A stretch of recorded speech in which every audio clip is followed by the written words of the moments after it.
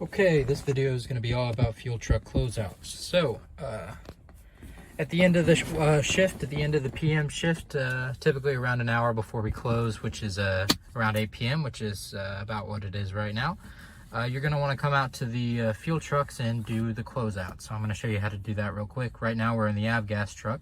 So here's our fuel sales for the day. As you can see, we didn't really do a lot, but the first thing you're going to want to do is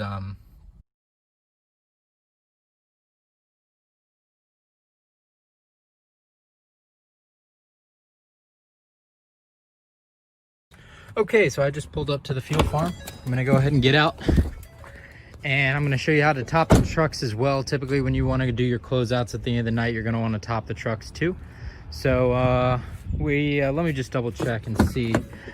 We didn't really take too much fuel out of the avgas truck, so it won't take long to top off, but I'm gonna show you how to do it anyway. So the first thing you're gonna do is you're gonna wanna ground it, either by connecting this grounding cable, or there's another grounding cable over here, which I like to use for the avgas truck. First thing you do, just like you do when you fuel an aircraft, pull the grounding cable out, and any unpainted metal surface, I just stick it right there. But you can also use the one from the truck and stick it to this wire right under here, which is for grounding. And when you pull up, another thing I wanted to mention is when you pull up, it's good, you want to make yourself about even with this first set of buttons right here for the pump. If you make yourself even with that and you get about this far away from the red post, then the hose should line up pretty well. So once you got it, the grounding wire connected, you're going to want to open this up. Open up the valve, not the valve, the cap, the fuel cap. And you're going to want to connect this one. So you're going to come over here and you're going to open this. You're going to open this. Sorry, it's hard to do one-handed. I'm trying to hold the camera and show you this too. Okay, so I cut that part out. It's hard to do one-handed, so I put the phone down for a second. So I took the cap off. I set it right up here. You can set it pretty much anywhere you want, except on the ground. You don't want it to get dirty or anything, because you don't want dirt to come back in here. So once you get this on the cap off, you're going to want to lift the hose. You're going to want to bring it over to here. And when you hook it up, if you pulled up properly, this hose should be able to fit right up in here. And if it doesn't, then you may have to reposition the truck, which is kind of a hassle. But you're going to want to stick the hose up here. And then once you get it up there good, you're going to want to push these metal pieces down. And if these metal pieces are down, that means it's locked into place. Once it's locked into place, you're going to want to open up the valve, which is what you do right there. And now when you want to come over here, you're going to want to turn the pump on. So this is on, this is off. So I'm going to go ahead and turn the pump on here. And you can hear the pump start running in the background over there. These meters don't really matter. So just, you don't really have to worry too much about them. But you're going to take this rope right here and connect it to this lever. You're going to pull it. And with the avgas truck, it's kind of tricky, as you can see. If you pull this and you pull it too fast, sometimes the pressure will spike. As you can see right over here, it spiked and now it's going back down. You want to let it spike, let it go back down to 0, and then pull it again really, really slowly until you get the fuel start flowing. It's just an issue with our truck. Okay, and once the fuel's flowing, you'll hear the meter clicking, which means the meter's running. That meter's not hooked up, so it's not going to actually show you anything, but you can still hear the clicking. But while I was doing that, the pump finished up because we didn't actually have to pump too much avgas out today, so it didn't really take long to fill back up. So when you're done with it, you're going to put that back. I just leave the rope here. Some people wrap it around here. I just leave it on the ground. You're going to want to turn the pump off, and you're going to come back over here, and you're going to undo this. Make sure this is closed before you take that off. And one other thing I did forget to mention is this is more important on the jet truck, not so much on the avgas truck. This is a pre-check valve. It pre-checks the shut-off. So if you do this, it will activate the valve shut-off. So this just makes sure that valve is working so you don't overfill. Because if it's not working and it doesn't shut off properly, you'd overfill and you'd start getting fuel spilling out the top, and you'd make a big mess. And that's not something that would typically happen, but it's there just to double check it. I didn't double check it when I fueled this truck, just because If you remember when I told you when you first start pumping it, the pressure will spike. That is the shutoff valve activating. When you see that pressure spike and it doesn't pump the fuel, that's the shutoff valve activating before it's supposed to. So I didn't have to check it because I know it works, because it's actually a hassle on this truck because it works when it's not supposed to. But once you shut that off, you're gonna wanna undo these metal clamps and you can pull it off. Sometimes you'll have to wiggle it around. Other times you'll have to step on the hose. This time it came right off. So you're gonna put it right back here.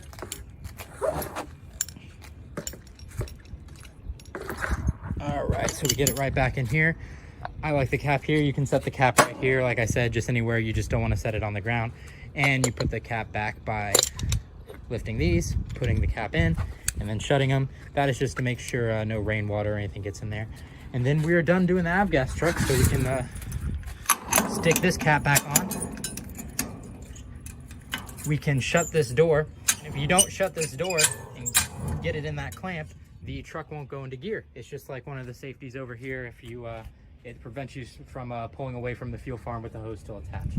So now that we got that, we can unground it, because you don't want to pull away with this attached either. All right, so now I'm going to show you how to do the closeout sheet once you get the truck topped off. But let me shut this door so the beeping stops. What you're going to want to do is you're going to come over here to the meter, and you're going to notice this number at the very top. This is the overall amount of fuel that's been pumped out of this meter, and we record that at the beginning of every shift. So at the beginning of this shift, the beginning was 303,567.3 gallons, and right now it is at 303,650. And what was that? 0.9, kind of almost at, yeah, we'll call that 0.9. Typically you want to round up. So now you're going to get out your calculator and you're going to subtract these numbers, and that is your total amount of fuel that you pumped out of the truck today. And you want that number to equal the sum of all the fuel that you sold that day. So basically, you want the amount of fuel you sold to be equal to the amount of fuel you pumped. Sometimes these numbers will be a little bit off due to rounding errors, but you typically just want to sum that up and then sum those up just to make sure that everything matches up fairly well. So I'm going to pause the video and do that real quick. Okay, so I just found the balance between the difference between these two numbers, and I added those up, and as you can see, we're only 0.1 gallons off, so we pumped 1 extra tenth of a gallon out of the truck and we only sold a tenth less, but those numbers are close enough. So basically, now the closeout's done, you're going to want to take this out of the clipboard. You're going to open to a new sheet.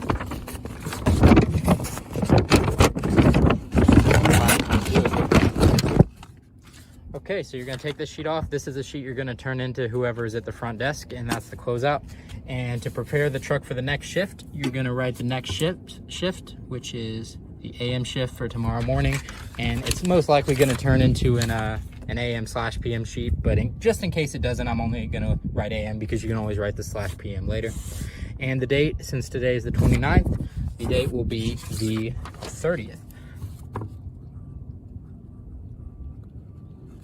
Okay, and now your beginning value for that shift is going to be the ending value of this shift. So it's pretty easy. So 303,650.9. We're going to write in the beginning value 303,650.9. And now you are set up and ready for the next shift. So we can put the clipboard back inside the truck, drive the truck back, and the closeout and topping of this truck is done. So I'm going to pause the video and come back with the jet truck. So here I am with the jet truck. I went ahead and brought the jet truck over to the fuel farm. With this truck, you typically want to pull up, try to get that left tire right there on the grate, and you want to pull up pretty much, you, the driver, you want to make yourself even with that vertical pipe right there in the fuel farm. So this vertical pipe right here, you want to pull up pretty much even with that tire right about there, and that'll typically line you up pretty well for connecting the hookup with the jet hose.